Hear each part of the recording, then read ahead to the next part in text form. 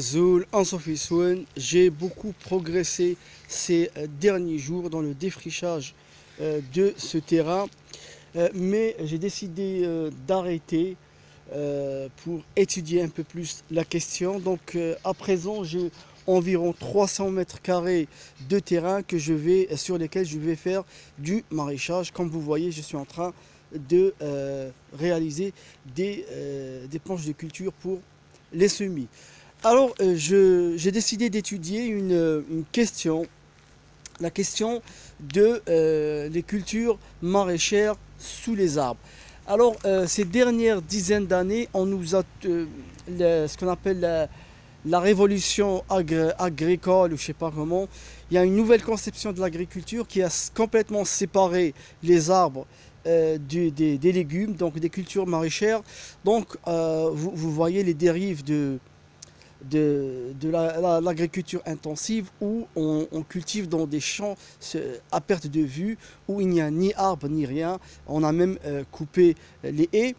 Et pourtant, je me souviens, je suis allé dans le sud de l'Algérie il y a quelques années, dans le pays du Mzab, et j'ai vu là-bas les Mozabites, c'est comme ça qu'on appelle les habitants de cette région, qui cultivaient du melon, des courges et même de la menthe sous les comment on les appelle, sous les dattiers. Voilà. Et je trouve ça très intéressant.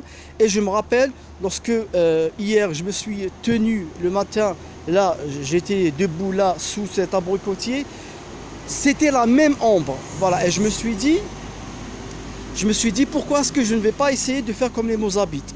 J'ai cherché sur Google et j'ai trouvé finalement qu'il y a pas mal, en fait des dizaines de légumes qu'on peut cultiver à la mi-ombre, en tout cas l'ombre légère. Donc je me suis mis à examiner ce jardin et j'ai vu que en fait cet arbre-là, qui a l'air d'être assez dense, en fait, vous avez là une entrée de lumière. Donc le matin, là vous voyez bien comment il y a de la lumière. Eh bien, en fait, vous avez ici environ 2 heures de lumière. Ensuite, vous avez là les arbres, vous avez des taches de lumière qui vont entrer et vous allez avoir donc encore de lumière. Et le soir, eh bien le soir, toute cette partie elle est dégagée et donc on va avoir 2 ou 3 heures de lumière. En fait, cette partie qui a l'air comme ça ombragée, hein, ceux qui sont en train de me rendre visite me demandent tous de le couper, il fait beaucoup d'ombre, etc. En fait, on peut très bien faire pousser des légumes racines ou des légumes feuilles. Donc les légumes racines comme la betterave, le navet, le fenouil, je ne sais pas s'il fait partie le fenouil parce qu'il n'est pas complètement enterré. El Mohim. Donc les légumes feuilles, c'est la laitue, c'est les épinards, les choux, etc.